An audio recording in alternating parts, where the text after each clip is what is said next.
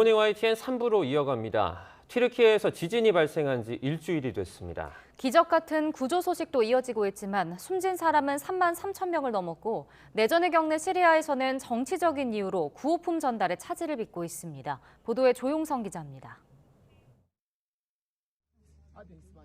잔해더미 안으로 들어간 구조대원이 누군가의 어깨를 잡고 천천히 들어올립니다. 지켜보던 구조대원들도 힘을 모읍니다. 10살 소녀 쿠리가 150시간 가까운 암흑에서 구조된 겁니다. 잔해 속에서 얼굴만 겨우 보이는 생존자에게 신의 이름을 빌려 긍정의 말을 던집니다. 27세의 무함마드 하비부 씨는 10시간의 구조 작업 끝에 살아 돌아왔습니다. Muhammed, iyi misin? Allah dayanışır. Alacağız seni Allah'ın izniyle Muhammed inşallah. Dua et orada bize. Kendine. 기적 같은 구조 소식에도 희생자는 빠르게 늘고 있습니다. 튀르키예와 시리아에서 숨진 사람이 3만 명을 훌쩍 넘었습니다. 부상자도 9만 명을 넘어 사망자는 더 늘어날 것으로 보입니다. 프란치스코 교황은 지진으로 고통받는 이들을 위해 할 수 있는 것을 생각하자며 국제사회 지원을 재차 요청했습니다. Questa catastrofe, di questo dolore di questi popoli che soffrono per il terremoto. Preghiamo per loro, non dimentichiamolo. Preghiamo e pensiamo cosa possiamo fare per loro. 하지만 10년 넘게 내전이 벌어지고 있는 시리아는 정치적인 신경전 때문에 구호 물품이 제대로 전달되지 못하고 있습니다. 지진 피해 현장을 찾은 유엔 인도주의 긴급구호 사무차장은 시리아인들이 버림받았다고 느낄 것이라며 이를 바로잡는 것이 자신의 의무라고 설명했습니다. 영하 10도를 넘나드는 추위 속에 지진이 발발한 지 일주일째. 전 세계는 손을 모아 기적을 바라고 있습니다. YTN 조용성입니다. 튀르키예에서 지진 피해 생존자 구조 활동을 하고 있는 한국 긴급구호대가 모자 관계인 생존자 2명을 추가로 구조했습니다. 외교부는 튀르키예 안타키아 지역에서 지난 9일부터 구조 활동을 벌여온 우리 구호대가 현지 시각 11일 저녁 1시간 간격으로 생존자 1명씩을 추가 구조했다고 밝혔습니다. 구호대는 앞서 오후 2시 4분에도 튀르키예 구조팀과 합동 작업 중 65살 여성 1명을 구조했습니다. 이로써 한국 긴급구호대는 지금까지 모두 8명을 구조했고 시신 18구를 수습했습니다. 지진을 피해서 목숨을 건진 이재민들은 가혹한 날씨와 열악한 환경 때문에 비참한 생활을 이어가고 있습니다. 국제사회 구호의 손길이 도착하고 있지만 여전히 매우 부족한 실정입니다. 유재복 기자가 보도합니다. 한때 고대 왕조의 수도였던 도시가 잿더미로 변했습니다. 어디를 둘러봐도 무너진 건물의 잔해뿐, 더는 사람이 살 수 있는 공간이 아닙니다. 지진을 피해 외곽 공원으로 대피한 사람들, 나눠주는 음식으로 끼니를 해결합니다. 간신히 허기는 면할 수 있지만 여전히 부족한 게 너무 많습니다. 늘어가는 쓰레기로 위생 상태도 나빠지고 있습니다. 여러 ga족이 함께 지내는 임시 숙소 역시 불편하고 불결합니다. Ameliyat olduktan sonra deprem oldu. Burada böyle yani ilaç falan bir şey yoktur. Çocuk mikrop kapacağız hepimiz. Tuvalet yani olayı yok. Tuvalet yok. Hiçbir yere yani oraya buraya yapıyorlar dışarıya falan. 자투리 땅에 임시로 설치한 천막 안엔 조그만 난로와 매트리스 몇 장이 전부입니다. 이재민 대부분은 10년 넘게 계속된 내전을 피해 고향을 떠났던 난민입니다. 지진 때문에 두 번째로 집을 잃은 셈입니다. لا محل ننام فيه ولا محل نقوى فيه صرنا نتقوى تحت الزيتون بالأراضي الفاضية أول ليلة ثاني ليلة فتحوا لنا المدارس التجأنا لهم. 구호 물자를 실은 차량이 도착하고 있지만 터무니없이 부족합니다. 특히 국제사회 제재를 받는 시리아는 여러 나라로부터 직접 원조를 받지 못하고 있습니다. YTN 유재복입니다. 튀르키예를 강타한 규모 7.8 강진에 정부의 부실 대응이 드러나면서 대선을 앞둔 레제프 타이프 에르도안 대통령이 심판론에 직면하고 있다고 뉴욕타임스가 보도했습니다. 뉴욕타임즈는 튀르키예에서 이미 2만 명 이상 사망자를 낸 강진으로 정부의 무능이 드러나고 경제 위기가 악화하고 있다면서 국민 사이에 정부 대응에 대한 분노가 쌓이고 있다고 전했습니다. 따라서 이번 지진 사태가 에르도안 대통령이 20년 전 집권하며 약속한 국가개혁을 얼마나 이뤘는지 평가할 수 있는 사건이 되고 있다고 진단했습니다. 튀르키예는 오는 5월 14일 조기 대통령 선거를 앞두고 있고 총선도 6월 18일 이전에 치러질 예정입니다. 국민의힘 안철수 당대표 후보를 겨냥해 잠재적 대선 주자가 당권을 쥐면 대통령 탄핵이 우려된다는 김기현 후보의 발언을 둘러싼 공방이 거셉니다. 안 후보는 국민과 당원에게 사과를 해야 한다며 김 후보를 비판했고 천하람 후보 역시 공세에 가세했지만 김 후보는 역공에 나서며 물러서지 않았습니다. 직접 들어보시죠. 정말로 문제가 많습니다. 이거는 오히려 본인이 너무나 지금 조급하고 본인이 너무나 공포에 사로잡혀 있는 것이 아닌가, 저는 그렇게 생각합니다. 그리고 이건 또 국민들께도 그렇고 당원들께도 그렇고 정말로 신뢰되는 발언입니다. 그래서 사과하셔야 된다고 제가 말씀드린 겁니다. 그동안 탈당과 합당을 수시로 하셨고 또 탄핵을 주도적으로 앞장섰던 분께서 말씀하시니 잘 이해가 되지 않습니다. 많은 우리 당원들께서는 과거 안철수 후보가 보였던 그런 행적들에 대해서 의구심을 가지고 있기 때문에 아무리 선거가 중요하고 아무리 본인의 지지율이 조급해도 정치에는 금도가 있는 겁니다. 우리 김기현 후보님께도 조금 더 차분하게 가자. 그래서 선거도 중요하지만 당과 우리 정부를 지켜야 될 거 아니겠습니까? 국민의힘 차기 지도부를 선출하는 전당대회를 앞두고 후보들이 전국을 돌며 지지를 호소하는 권역별 합동연설회가 오늘부터 시작됩니다. 오늘 오후 2시 제주의 한 호텔에서 열리는 합동연설회에는 김기현, 안철수, 천하람, 황교안 등 당대표 후보 4명과 최고위원 후보 12명이 참석해 각자 정견 발표에 나섭니다. 특히 당권 주자들은 특정 후보가 당선되면 대통령이 탄핵될 수도 있다는 김기현 의원의 발언을 놓고 열띤 주장을 펼칠 것으로 보입니다. 합동연설회는 제주를 시작으로 내일 부산, 울산, 경남 권역에 이어 다음 달 2일 수도권까지 모두 7차례에 걸쳐서 진행됩니다. 민주당이 김건희 여사 주가 조작 의혹과 대장동 50억 클럽의 진상을 규명하겠다며 쌍끌이 특검을 추진하겠다고 밝혔습니다.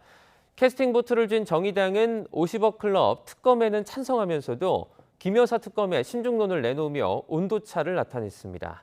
직접 들어보시죠. 곽상도의 50억 무죄 판결은 부패 기득권에 면죄부를 준 것입니다. 곽상도 외에 50억 클럽에 대한 수사는 사실상 전무했고 도이치모터스 주가 조작 부실 수사는 김건희 방탄 검찰을 여실하게 보여주고 있습니다.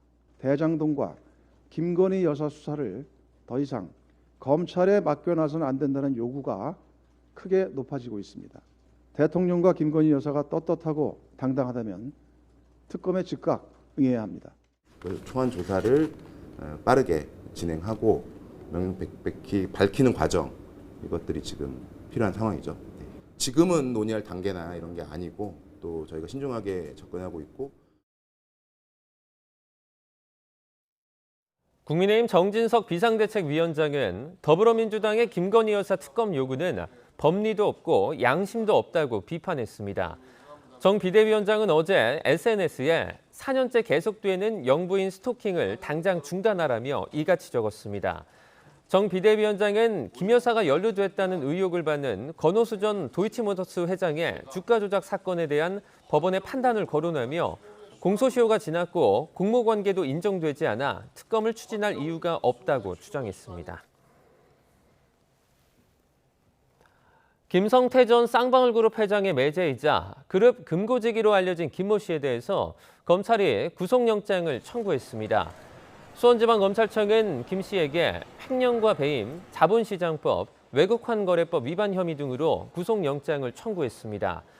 김 씨는 쌍방울그룹 재경총괄 본부장으로서 회사 자금 전반을 관리해오며 전환사채 허위 공시 등을 통해 김 전 회장 비자금 마련을 도운 혐의를 받습니다. 5살 미만의 영유아를 대상으로 한 코로나19 백신 접종이 오늘부터 시작됩니다. 질병관리청 코로나19 예방접종 대응 추진단은 만 6개월에서 4세까지의 영유아에 대한 코로나19 백신 접종을 오늘 시작한다고 밝혔습니다. 영유아 접종에 사용되는 백신은 미국 화이자사의 영유아용 백신으로 미국과 유럽 등의 허가 또는 승인을 받았고 우리 식품의약품안전처도 품목 허가 절차를 통해 안전성과 효과성을 확인한 백신입니다. 접종은 8주 56일 간격으로 3회 기초접종을 실시하며 고위험군의 영유아들에게 적극 권고됩니다. 광주에 있는 정수장 장비가 고장을 일으켜 갑자기 단수 조치가 내려졌습니다. 정수장에서 배수지로 흘러가야 할 물이 넘치면서 주변 도로가 잠기기까지 했는데요. 극심한 가뭄에 절수운동을 벌이는 상황에서 아까운 물 수만 톤이 유실됐습니다. 보도에 나현호 기자입니다. 광주 덕남 정수장 아래로 난데없이 물길이 만들어졌습니다. 커다란 흙주머니로 막아보지만 쏟아내리는 물줄기를 막는데 역부족입니다.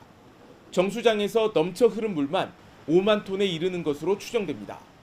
상치쓱을 타고 흘러내려온 흙탕물에 정수장 주변 도로까지 잠기는 피해가 났습니다. 정수장에 있는 노후화된 장비가 고장을 일으켜 벌어진 일입니다. 취수장에서 가져온 물은 정수장에서 약품 처리 등을 한 뒤 배수지를 통해 각 가정으로 보냅니다.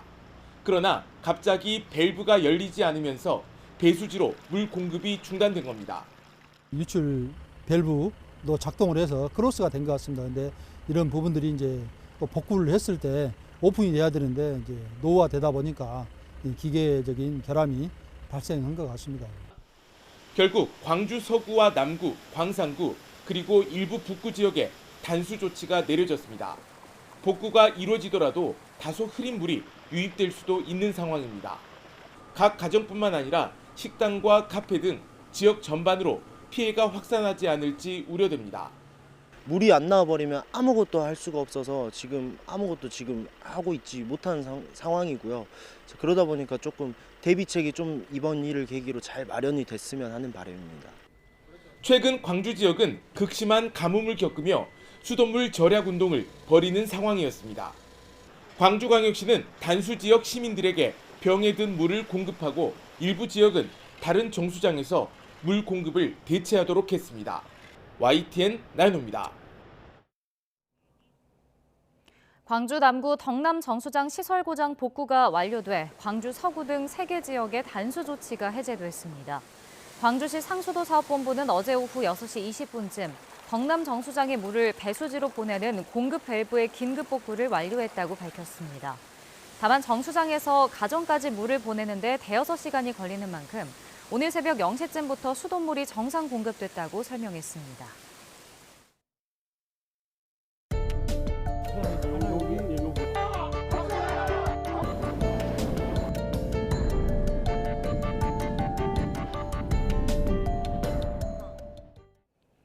친환경 에너지에 대한 관심이 높아지면서 풍력 등 친환경 발전 시설이 곳곳에 설치되고 있습니다.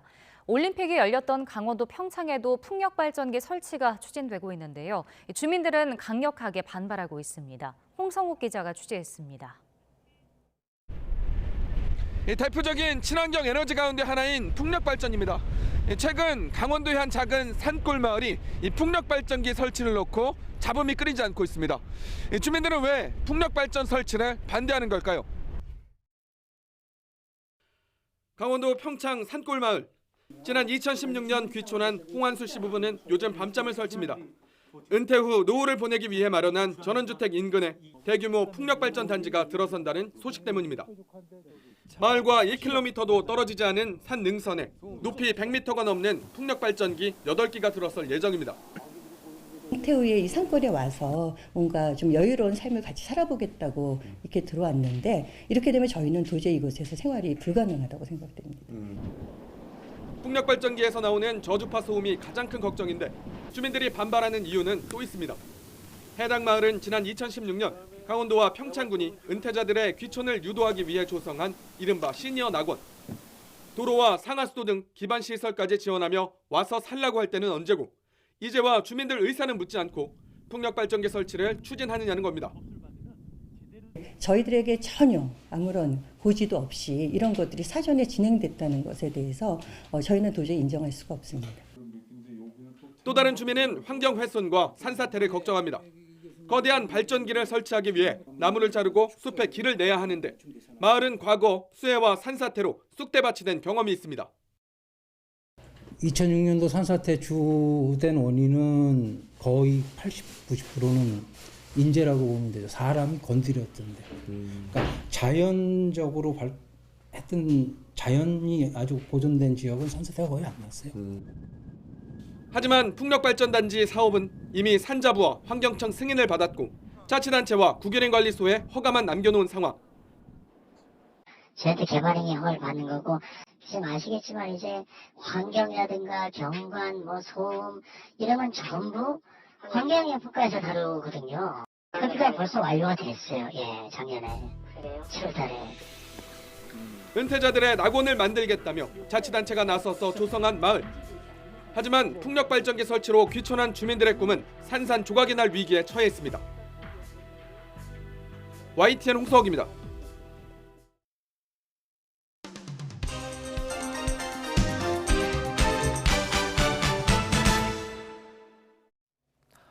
(2월 13일) 월요일입니다. 오늘 아침 신문은 어떤 소식을 다뤘는지 짚어보겠습니다. 이현웅 아나운서가 주요 내용 정리해왔습니다. 어서 오세요. 안녕하십니까.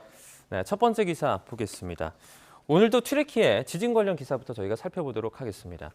왼쪽 사진을 보면요, 이 튀르키예 군인이 한국 아이에게 초콜릿을 주는 듯한 그런 사진이고요. 그리고 오른쪽은 이 한국 구조대가 이제 튀르키예 어린아이에게 먹을 것을 주는 모습인 것 같아요. 네, 맞습니다. 명민호 작가가 지난주 금요일에 공개한 그림인데요. 주말 동안 국내외 SNS를 통해서 빠르게 퍼져나갔습니다. 한 튀르키예 일간지는 많은 튀르키예인들이 이 그림에 눈물을 흘리며 고마움을 표했다고 전하기도 했는데요. 명민호 작가는 이런 반응에 대해서 한국 전쟁 당시 많은 도움을 줬던 튀르키예 국민에게 우리가 그때의 고마움을 잊지 않고 있다는 걸 알려주고 싶었다고 말했습니다. 네, 이제 자세히 보면 70년대 어떤 형제라는 이런 제목도 나와 있습니다. 이 부분은 이제 어떻게 봐야 될까요? 네, 그렇습니다. 꽤 오랜 시간 동안 이 형제를 계속해서 유지하고 있다라는 내용인데 지진이 발생한 뒤에 시간이 많이 지났지만 이제는 미라클 타임이 이어지는 분위기입니다.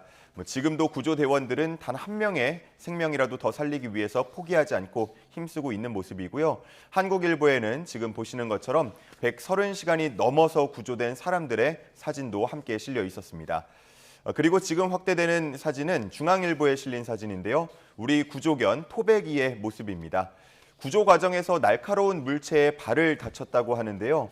그런데도 붕대를 감고 수색 작업에 계속 투입되는 모습이었습니다. 소중한 목숨을 살리려는 마음은 모두가 이렇게 다 똑같습니다. 네, 이런 가운데 일부 지역에서는 약탈이 지금 자행되고 있다는 그런 소식도 있습니다. 참 안타까운 소식인데요. 이런 부분이 빨리 좀 정리가 됐으면 좋겠습니다.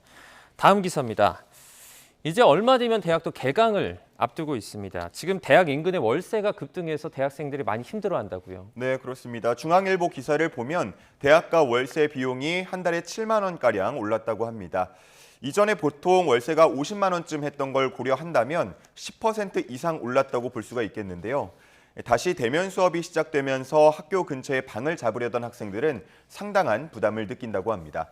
결국은 학교에서 더 멀리 떨어진 더 좁은 저렴한 방을 구하거나 생활비 부담에 휴학을 하는 사례까지 나오고 있었습니다. 최근 보도를 통해서 여러 대학이 등록금 인상을 검토한다는 소식이 전해지기도 했는데요.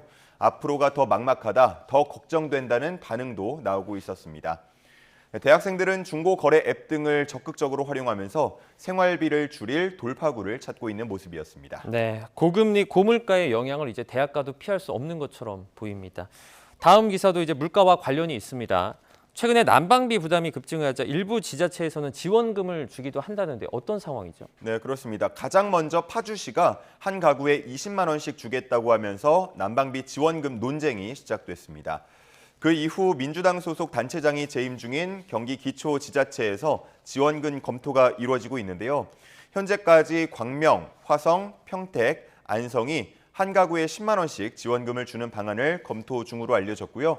안양시는 가구당이 아니라 1인당 5만 원씩 주는 방안을 검토 중이라고 합니다. 네, 경기도 같은 경우에는 지금 민주당 소속 김동연 지사가 있는 곳이지 않습니까? 지금 도 차원에서 지원금을 줄 계획도 있는 겁니까? 아닙니다. 경기도 관계자는 모든 가구에 난방비를 지원할 수는 없다는 입장을 밝혔고요. 네. 그보다는 취약계층과 지역 아동센터 등을 지원하는 데 집중할 방침이라고 전했습니다.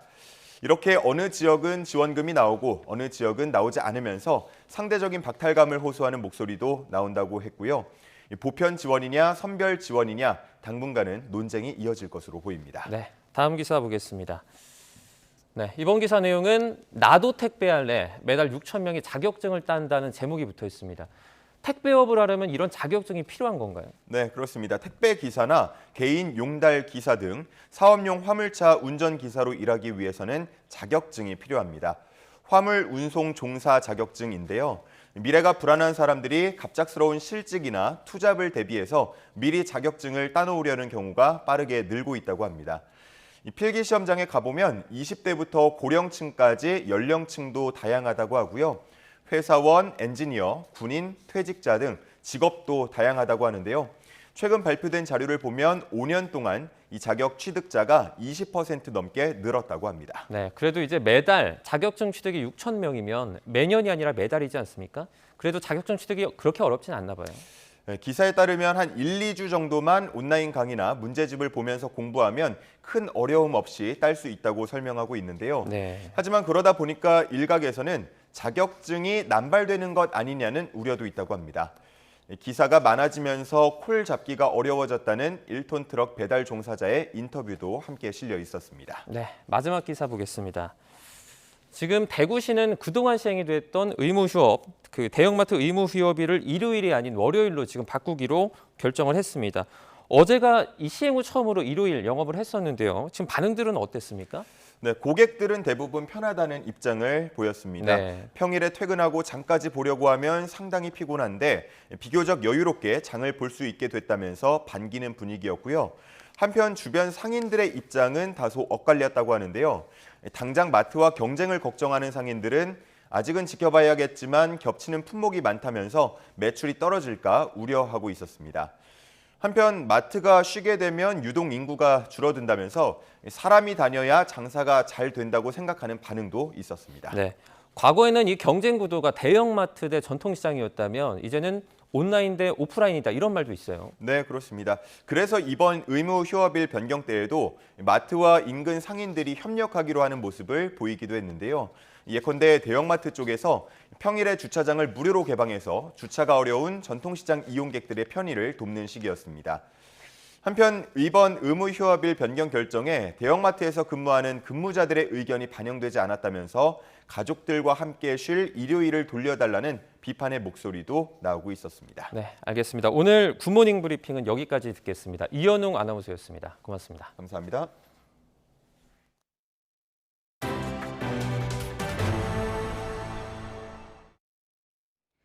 정부가 최근 대대적인 전세 사기 단속에 나선 가운데 피해자 구제 방안은 여전히 막막한 상황입니다.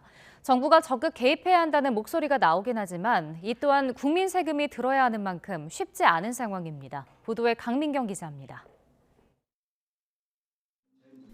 금리가 가파르게 오르고 집값이 큰 폭으로 떨어지면서 전세 사기와 깡통 전세는 이미 사회 문제로 확산했습니다. 전세 보증금의 안정성이 훼손되면서 서민, 청년층 주거 안정이 심각하게 위협받고 있습니다. 정부는 무자본 갭 투자를 차단하겠다고 밝혔지만 기존 피해자들에 대한 실질적 대책은 내놓지 못하고 있습니다. 지난 2일 정부가 발표한 피해자 구제 방안은 저금리 대출 확대가 사실상 전부입니다. 그런데 기존 보증금을 돌려받지 못한 세입자 입장에서는 추가 이자를 낼 여력이 없습니다. 경매를 통해 집을 낙찰받는 방법도 있긴 하지만 체납된 세금을 떠안아야 합니다. 이 당해세를 내야 되는 건 집주인이 살아있어도 제가 내야 됐었던 부분이거든요. 지금 황당하죠. 이게 제가 내야 될 세금도 아닌데. 이런 이유로 정부가 피해자들의 임차보증금 반환 채권을 사들여야 한다는 제안이 나옵니다. 이 경우 피해자들은 채권 매각 대금을 받아 곧바로 새 출발을 할 수 있습니다. 채권을 사들인 공공기관은 시간을 갖고 원래 집주인으로부터 보증금을 받아내거나 경매로 주택을 매수한 뒤에 공공임대주택으로 활용할 수 있습니다. 공공임대주택으로 활용하기 어려운 주택이 있다면 나중에 시장 상황이 회복된 경우에 다시 시장에 매도함으로써 이 사업에 투자했던 자금을 회수할 수 있는 방안도 될 수 있다고 생각합니다. 이를 위해서는 정부 세금이 최우선순위로 꼽히는 현재의 채권 추심 순서를 고쳐야 한다는 주장도 나오고 있습니다. 정부의 정책을 제대로 운영을 하지 못해서 충분히 예방할 수 있던 것에 대해서 상당히 많은 피해를 야기했는데 정부는 자기 돈은 다 가져가야 되겠다고 해야 되냐? 문제는 어떻게든 국민 세금이 들어간다는 점입니다. 공공기관 부채가 이미 심각한데 추가로 떠안는 건 더 큰 위험을 불러올 수 있기 때문입니다. 따라서 정부가 어디까지 개입해야 하는지에 대한 국민적 공감이 필요해 보입니다. YTN 강민경입니다. 숙박업소처럼 운영하는 신종 룸카페가 성행하면서 정부 차원에서 대대적인 단속과 처벌 강화 시도가 이루어지고 있습니다. 이런 흐름에 찬성하는 의견도 있지만 단속과 처벌 위주는 룸카페 음성화만 조장한다는 반론도 만만치 않습니다. 안동준 기자의 보도입니다. 서울 마포구에 있는 한 룸카페. 복도에는 밀폐된 방이 늘어서 있고 내부에는 매트리스와 쿠션이 깔렸습니다. 성인 인증을 하지 않아도 청소년 관람 불가로 지정된 영화를 볼 수 있습니다. 여성가족부에 따르면 이곳은 청소년이 출입할 수 없는 업소입니다. 최근 모텔과 유사하게 영업하는 신종 룸카페가 청소년 탈선 장소로 지적되면서 전국 각지에서 단속이 시작됐습니다. 밀폐된 공간이나 칸막이를 설치한 시설에 침구나 시청 기자재를 설치했으면 신체 접촉과 성행위 등이 이뤄질 우려가 있다는 여성가족부 고시가 근거입니다. 여기에 학교폭력이나 미성년자 성매매와 같은 범죄에 청소년들이 노출될 수 있는 만큼 더욱 적극적인 단속이 필요하다는 의견이 있습니다. 유해한 업소를 이용하는 아이들이 유해한 매체와 약물과 그 폭력 피해 대상이 돼요. 그렇기 때문에 이제 단속을 하는 거예요. 그 권리를 제한하기 위해서 단속하는 게 아니고. 하지만 단속 근거 자체가 상당히 포괄적이고 추상적이라는 반발도 만만치 않습니다. 청소년이 들어갈 수 있는 공간과 그렇지 않은 공간을 너무 단순화했다는 겁니다. 청소년들의 성관계 자체가 불법이 아닌데 우려 때문에 무조건 금지하거나 단속하는 건 행정 편의주의라는 비판도 나옵니다. 그러니까 불건전하고 건전하고 이런 게 명확한 기준이 있는 것도 아니고 단순히 청소년들이 뭐 중간에 방을 빌려서 잠깐 쉬다 가거나 놀다 가는 그런 공간인데 무작정 룸카페를 단속하기에는 무리가 있다고 생각합니다. 단속 위주로만 대응한다면 일종의 풍선 효과로 인해 제2, 제3의 룸카페가 등장할 수 있다는 지적도 있습니다. 우리가 이런 것들을 위해서 어떻게 대응하고 생각하고 준비해 왔는지에 대해서 고려해 봐야 되고 욕구를 누르는 교육이 아니라 갖고 있는 거를 편하게 터놓고 얘기할 수 있는 그런 사회적인 분위기가 돼야 하고 대대적 단속과 처벌에 앞서 청소년들에 대한 제대로 된 성교육과 다양한 놀이문화 개발은 결국 어른들의 고민으로 보입니다. YTN 안동준입니다. 어젯밤 9시 반쯤 전북 전주시 완산구 효자동에서 주행하던 버스에서 불이 나 20여 분 만에 꺼졌습니다. 차고지로 이동하던 상황이라 50대 버스 운전기사가 혼자 탑승하고 있었으며 연기가 나는 것을 확인하고 대피해 인명피해는 없었습니다. 소방당국은 버스 엔진룸에서 처음 불이 난 것으로 보고 정확한 화재 원인을 조사하고 있습니다. 어제 오후 5시쯤 충남 논산에 있는 4층짜리 복합 건물 2층에서 불이 나 1시간여 만에 꺼졌습니다. 6명이 대피하면서 인명피해는 없었지만 건물 절반가량이 불에 탔습니다.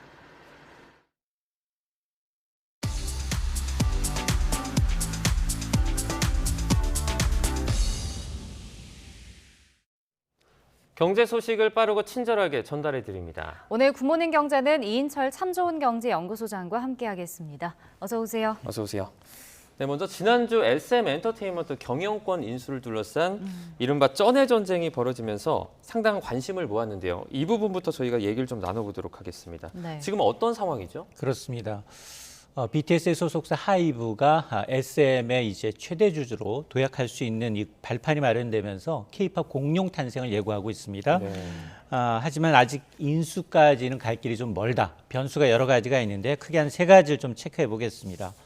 우선 이제 이수만 총괄이 제기했던 가처분 신청 결과가 1차 성패를 가름할 것으로 보이는데 SM이 이달 초에 긴급 이사회를 열었어요. 이 이사회에서 카카오의 제3자 배정 유상증자 형태로 SM의 지분 9% 넘게 이제 배정하는 방식을 인수하는데 일단 허락을 했습니다. 승인을 했습니다. 이렇게 되면 카카오가 2대 주주로 올라서게 되는데요. 네. 이에 반발해서 이수만 총괄이 신주 발행 금지 가처분 신청을 냈고 아마 다음 달 6일 정도 법원에 판단이 나올 것으로 보이는데 만에 하나 이제 법원이 이수만 총괄의 손을 들어줄 경우에는 간편하게 이번 문제는 그냥 하이브의 승리로 끝납니다. 근데 만에 하나 법원이 카카오의 손을 들어주게 된다면 좀 복잡합니다. 이때부터는 하이브와 카카오의 지분 경쟁, SM 경쟁, 지분 경쟁이 돌입하는데요. 그럼에도 불구하고 카카오가 다소 불리합니다. 카카오 하이브는 이미 14.8% 지분에다가 25% 12만 원에 이제 공개 매수하게 되면 40%까지 지분율을 끌어올릴 수 있고 또 이수만 이 총괄대행이 갖고 있는 3% 지분 추가 매입까지 가능하기 때문에 늘릴 수 있는 가용 지분이 43%로 늘어나지만 카카오는 기껏해야 9%에서 출발하다 보니까 뭐 지금 공개 매수해야 된다면 12만 원 이상을 줘야 하기 때문에 상당히 부담이 있고요. 두 번째는 하이브가 인수에 성공한다 하더라도 이게 공정거래위원회 심사 대상입니다. 지분이 앞으로 이제 15% 이상 취득하게 되면 심사 대상으로 남게 되고 마지막으로 이 이수만 전 총괄이 남겨져 있는 지분 3.6% 과연 지금은 하이브한테 나중에 특정 시점에 이제 미리 정한 가격으로 지분을 팔겠다라고 약속을 하고 있는데 구두 약속이거든요. 그래서 만에 하나 마음이 바뀌어서 이 전 총괄이 이걸 뒤엎는다면 좀 이제 이 경영권 분쟁의 불씨는 남아 있는데 그럼에도 불구하고 저는 그럴 가능성이 상당히 낮다. 왜냐하면 SM 지분 내분 경영권 분쟁의 발단은 이수만 전 총괄이었어요. 자신이 내세운 라이크 계획을 통해서 지금 SM의 음원 수익의 6%를 무려 2092년까지 챙겨가는 것으로 계약을 한 게 발단이 됐거든요. 이것 때문에 행동주의 펀드 이 얼라이먼트사가 굉장히 반대하고 소액 주주들이 반발하고 있기 때문에 아마 이수만 총괄이 좀 변수로 작용할 가능성은 크지 않다고 봅니다. 네. 일단 인수 발표 후에 SM 주가가 지난주 금요일에 16% 넘게 올랐더라고요. 뭐 하이브는 떨어졌고, 근데 오늘은 어떨까요? 맞습니다. 일단 그 지금 하이브가 25% 개인들의 주식을 12만 원대 공개 매수하겠다라고 했기 때문에 당연히 SM 주가는 12만 원에 근접할 수밖에 없습니다.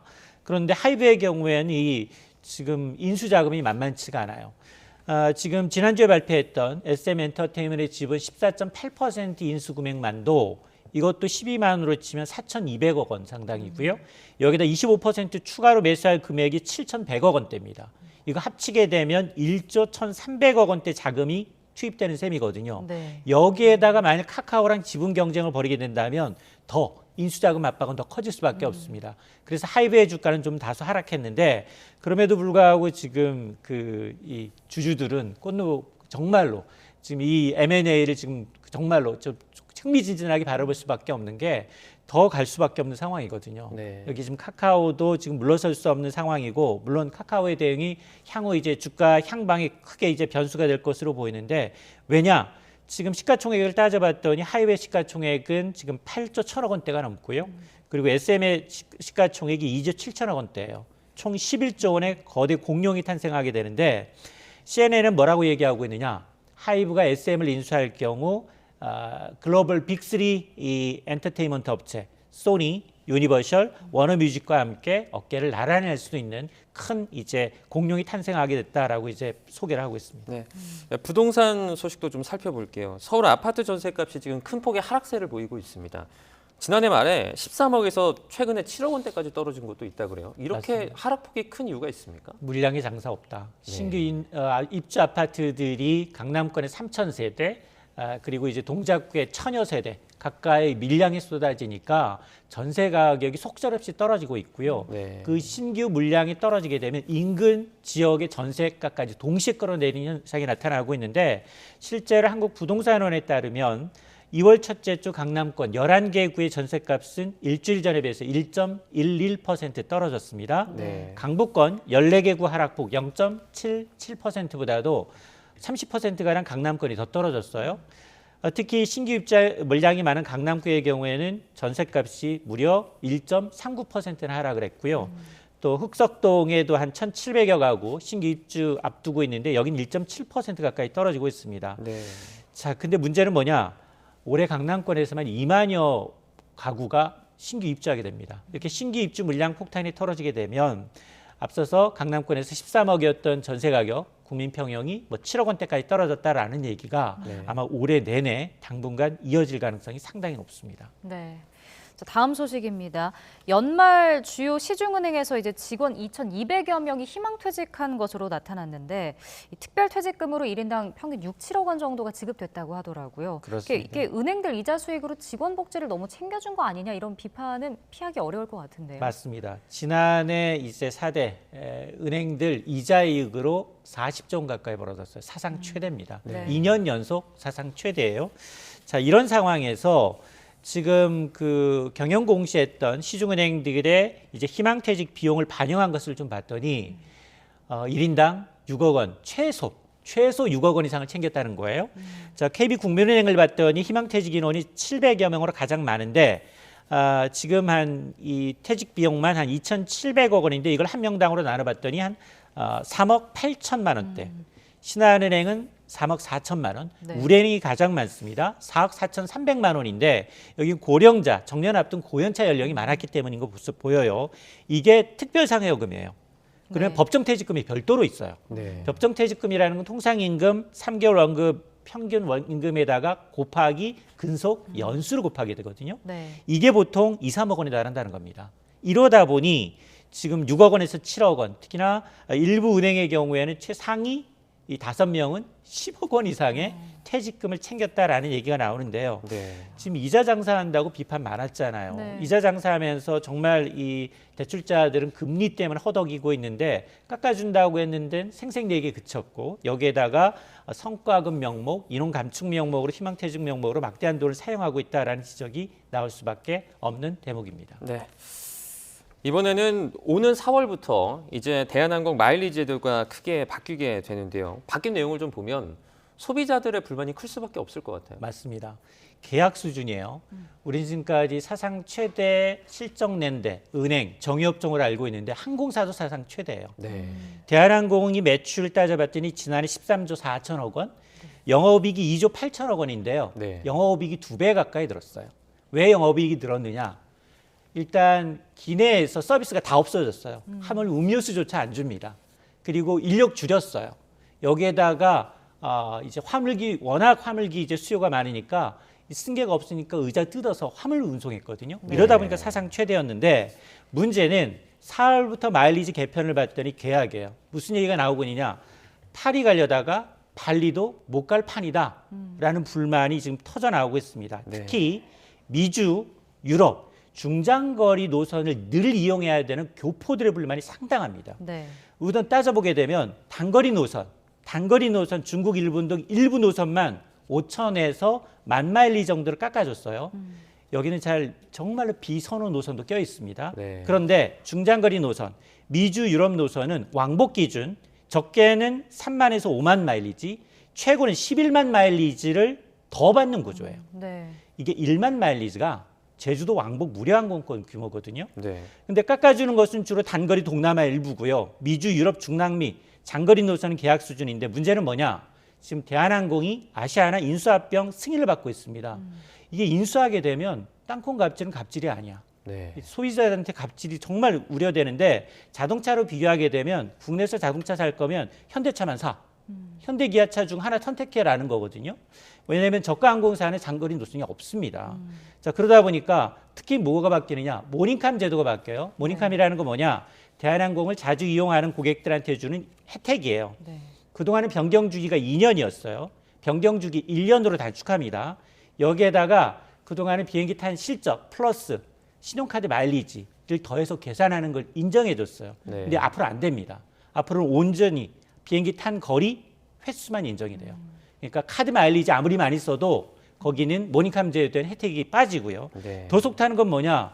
마일리지 사용하려고 해도 1년 전부터 해도 계속 웨이팅이에요. 네. 이게 전체 좌석의 5% 내외라고 하는데 아무도 몰라. 며느리도 몰라요. 근데 정말 더 진짜 지금 합병 승인이 미국, 유럽, 일본 그리고 우리나라 공정거래위원회가 합병 승인하고 있는데 합병 승인해주면 안 될 것 같아요. 네. 이러면 더더욱 더 심해집니다. 알겠습니다. 코로나19 시대에 이 항공사 영업이익이 최대라는 게 참 아이러니한 점 같습니다. 오늘 굿모닝 경제는 여기까지 듣겠습니다. 이인철 소장과 함께했습니다. 고맙습니다.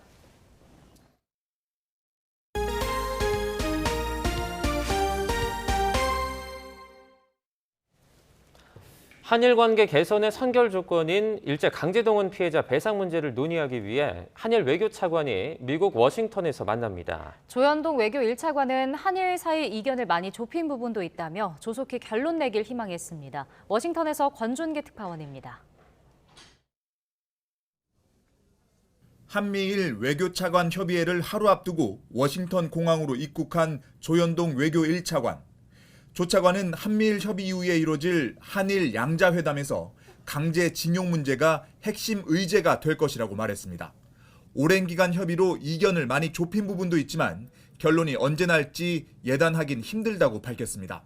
그런 잔여 쟁점에 대해서 추가적으로 차관급 또는 장관급에서 협의를 계속하는 것이 지금 현재 상황이고 저희로서는 가능하면 조속히 결론을 낼 수 있으면 좋겠습니다만 이견을 보이는 부분이 일본 기업의 사죄 등 성에 있는 조치인지 재단을 통한 제3자 변제와 관련된 것인지 질문에는 구체적으로 밝히기 어렵다고 설명했습니다.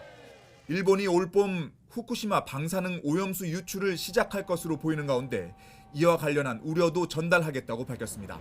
특히 태평양 도서국을 비롯한 많은 나라가 오염수 방류를 걱정하는 만큼 국제적 이슈로 다루겠다고 말했습니다. 한일 양자 간의 이슈라기보다는 국제적인 사안이기 때문에 또 그런 맥락에서 이 문제도 협의해 나갈 생각입니다. 한미일 세 나라가 모인 자리에서는 북한 위협에 대응하기 위한 확장 억제 강화 방안을 계속 협의하겠다고 밝혔습니다. 다만 안보와 관련된 사안에선 미국과 양자회담에서 더 심도 있게 다룰 것이라고 덧붙였습니다. 중국 정찰풍선 문제로 미국이 연일 대응에 나서고 있는 가운데 우리도 영토 주권의 침해가 일어나선 안 된다는 확고한 입장이라며 미국과 관련 논의 가능성을 시사했습니다. 워싱턴에서 YTN 권윤기입니다. 미군이 미국과 캐나다 국경에 있는 미시간주 휴러노 상공에서 미확인 비행 물체를 격추했습니다. 로이터 통신은 정부 관계자를 인용해 현지 시각 12일 미군 전투기가 비행 물체를 쏴 추락시켰다고 보도했습니다. 미시간주 지역구인 엘리사 슬로킨 하원 의원은 자신의 트위터에서 국방부에서 연락을 받았다며 미군이 휴러노 상공에 있는 물체를 면밀히 주시한 끝에 공군과 주 방위군에 의해 격추됐다는 글을 올렸습니다. 앞서 미국은 지난 4일 중국 정찰풍선을 추락시킨 뒤 지난 10일과 11일 각각 알래스카주와 캐나다 유콘에서 미확인 비행 물체를 격추했습니다. 미국 정부가 최근 알래스카주와 캐나다 영공에서 격추한 비행 물체도 풍선으로 판단하고 있다고 민주당 척 슈머 상원 원내대표가 말했습니다. 슈머 원내대표는 ABC 뉴스 인터뷰에서 정부는 둘 다 풍선이라고 생각하며 지난 4일 대서양에서 격추한 중국 풍선보다는 훨씬 작다고 설명했습니다. 슈머 원내대표는 정부가 풍선을 분석해 엄청난 정보를 확보했다며 중국이 거짓말을 한 게 들통났고 타격을 입었다며 아마 정찰풍선 프로그램을 중단해야 할 것이라고 말했습니다. 최근 중국 정찰풍선과 미확인 비행 물체를 격추한 미국 영공에서 비행 제한 조치가 잇따르고 있습니다. 미 연방항공청 FAA는 미국과 캐나다 국경에 있는 미시가노 영공에 국가 방위를 이유로 민간 항공기 비행 제한 조치를 내렸다가 얼마 뒤에 해제했다고 로이터 통신이 보도했습니다. FAA는 전날에도 캐나다 접경지인 몬태나주 해버시의 영공을 일시적으로 폐쇄했습니다. 북미 항공우주방위 사령부는 성명에서 레이더에 이상이 탐지돼 전투기를 보냈지만 레이더 이상과 연관 지을 수 있는 어떤 물체도 식별하지 못했다고 밝혔습니다. 정부가 올해 전기차 보조금 체계를 개편하며 전기버스의 보조금 책정 방식을 바꿨습니다. 그 결과 중국산 버스의 보조금이 삭감될 것으로 보이는데 우리나라도 자국 중심의 산업보호 정책을 본격화하기 시작했다는 분석이 나오고 있습니다. 보도에 박홍구 기자입니다. 중국산 전기 승용차는 아직 국내에서 대중화되지 않았습니다. 하지만 전기버스 시장은 이미 절반이 중국산입니다. 이 버스 회사는 전체 91대 가운데 41대가 전기버스인데 이 중 15대가 중국산입니다. 올해는 전기버스 4대를 추가로 도입할 계획입니다. 중국산 전기버스는 국내 시장이 커지면서 점유율을 확대해가고 있습니다. 지난 2019년 전기버스가 500여 대 팔릴 때는 비중이 24%에 불과했으나 지난해 2천여 대가 팔린 시장에서는 40%를 넘었습니다. 버스 회사 입장에서는 비슷한 가격의 국산보다 배터리 용량이 커서 주행거리가 긴 중국산을 선호해 온 겁니다. 하지만 정부는 올해부터 배터리의 에너지 밀도에 따라 보조금을 차등 지급하기로 했습니다. 에너지 밀도가 높은 리튬이온 전지를 쓰는 국산 전기버스는 보조금 7천만 원을 100% 주고 인산철 배터리가 들어가는 중국산은 70%만 주기로 했습니다. 지난해 서울시 기준대로 전기버스 가격을 3억 3,200만 원으로 했을 때 국산버스는 중앙정부와 지자체의 환경보조금, 저상버스 보조금을 제하고 1억 원이면 사지만 중국산은 환경보조금이 줄어 차값이 적어도 4,200만 원 비싸집니다. 국내산 버스가 중국산보다 가격 경쟁력을 가질 수 있게 된 것입니다. 중국에서 만들어져 들어오는 완성된 전기버스의 보조금이 아무래도 줄어들게 되는 결과가 나올 것이고 이제 이 과정에서 결국은 우리도 산업보호 논리로 보조금 차등을 만들었기 때문에 전기버스 수입업계는 유예 기간도 없이 기습적으로 보조금을 삭감한 것은 유감이라며 배터리 광물의 공급망을 장악하고 있는 중국이 보복 조치에 나설 가능성도 있다고 우려했습니다. 하지만 중국이 자국산 배터리를 사용한 전기차에만 보조금을 몰아줬던 것과 비교하면 이 정도 조치는 문제가 없다는 평가도 있습니다. 에너지 밀도를 높여서 차의 성능을 좀 진보시켜라라는 기준으로 만들었기 때문에 글로벌 기준이라는 측면에서 편협된 기준이라고 볼 수는 없습니다. 중국은 가성비를 앞세워 조만간 전기 승용차의 한국 진출을 본격화할 것으로 알려졌습니다. 이에 따라 내년 이후에도 전기차 보조금 정책은 국내 산업에 유리한 쪽으로 개편될 가능성이 커 보입니다. YTN 박홍구입니다. 농림축산식품부가 한우 도매 가격 하락으로 인한 농가 어려움을 덜기 위해 전국 농협 하나로마트를 통해 한우를 정상가보다 20%, 특히 한우 소비 비수기에는 최대 50% 할인된 가격에 판매하겠다고 밝혔습니다. 코로나19와 재난지원금으로 한우 수요가 급증하면서 한우 수요가 늘다 보니 공급도 증가해 사육 마리수가 역대 최고를 기록하며 한우 도매 가격이 폭락한 탓입니다. 이에 정부는 경기 위축 등으로 한우 수요가 위축될 우려가 있어 하나로마트 등에서 연중 평균 가격보다 20% 낮은 가격에 한우 고기를 판매하기로 했습니다. 골다공증엔 특별한 증상이 없어 이 뼈가 부러진 뒤에야 발견되는 경우가 많습니다. 폐경 이후 여성은 물론이고 남성도 50대부터는 골밀도 검사를 받고 예방에 힘써야 합니다. 보도에 김평정 기자입니다. 이 70대 여성은 지난해 11월 집 화장실에서 바닥에 미끄러져 넘어졌습니다. 급히 병원을 찾아 아래쪽 등뼈가 부러진 걸 확인했는데 동시에 골다공증 진단도 받았습니다. 화장실에서 나오자 하니까 못 나오겠더라고요. 움직이면 언제 딱 부서지는 것 같아가지고 골다공증 4.7이라 하더라고요. 그 4.7은 뭐 어느 정도예요? 하니까 많이 안 좋다는 거예요. 실제로 골다공증은 뼈가 쉽게 부러질 정도가 될 때까지 별다른 증상이 나타나지 않습니다. 지난 2021년에 113만 명이 골다공증 진단을 받았는데 4년 전보다 25% 가까이 증가했습니다. 50대 이상 여성의 비중이 92%에 이를 정도로 폐경 이후 여성에게 많이 발생하지만 젊거나 남성이어도 안심할 수는 없습니다. 골다공증 가족력이나 당뇨 같은 만성질환이 있는 경우 또 스테로이드 등 약제의 장기 복용이나 과도한 음주 흡연을 했다면 검사받는 것이 좋습니다. 특히 골밀도 검사에서 골다공증 전 단계인 골감소증 진단이 나왔다면 골절 위험군이라고 인식하고 적극적으로 치료받아야 합니다. 50세 이상 그 골감소증 환자가 약 48% 정도로 되어 있어요. 상당히 높은 거죠. 골다공증 골절 유병률을 비교해 봤을 때 한 1.7배 정도 높다고 되어 있거든요. 그러니까 골감소증도 좀 방심하지 말고. 골다공증 진단을 받았다면 골절 방지를 위해 먹는 약이나 주사 등으로 골밀도를 높이는 치료에 집중해야 합니다. 골다공증을 예방하려면 걷기와 계단 오르기 등 뼈에 체중이 실리는 운동을 하루 30분씩 일주일에 3번 이상 하는 것이 좋습니다. 뼈 조직은 노화로 점차 약해질 수밖에 없는 만큼 뼈가 가장 튼튼한 10대와 20대 때 충분한 운동으로 골밀도를 최대한 확보해 놔야 합니다. 나이가 들었더라도 한 살이라도 어릴 때 운동하는 것이 좋고 비타민 D와 칼슘이 풍부한 음식도 도움이 됩니다. YTN 김평정입니다. 마스크를 벗고 자신을 마음껏 표현하고 싶은 계절이 다가오고 있는데요. 서울의 한 박물관에 화려한 문양의 맞춤형 드레스들이 걸려 눈길을 끕니다. 앙드레 김을 비롯해 최경자, 노라노 등 1세대 패션 디자이너의 의상 전시회인데 시대를 앞선 패션과 공예의 결합이 돋보입니다. 이규준 기자가 다녀왔습니다.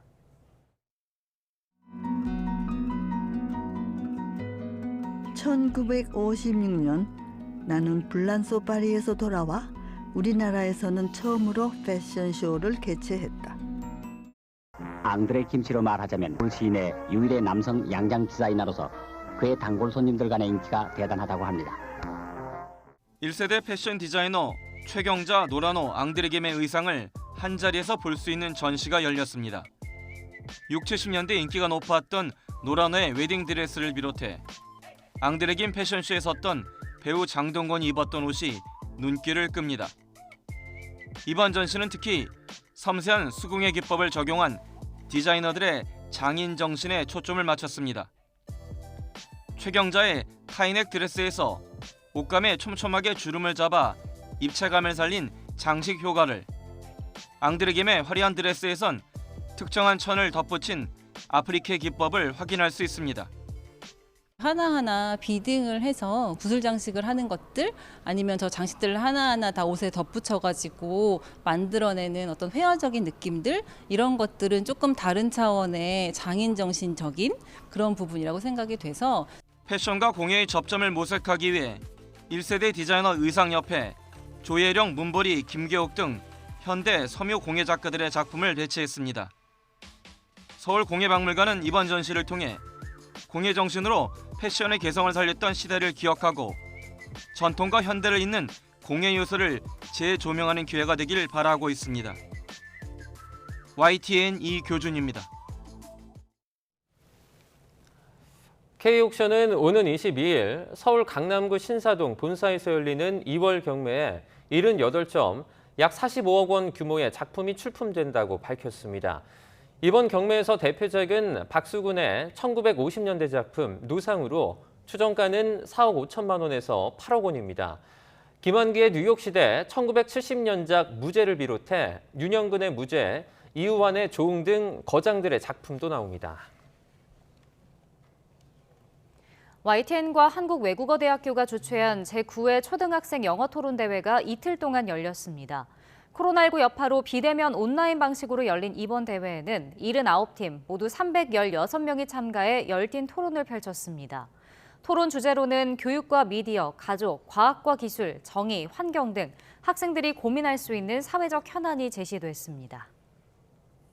이상으로 굿모닝 YTN 마칩니다. 잠시 후 뉴스라이더가 방송됩니다. 시청해주신 여러분 고맙습니다.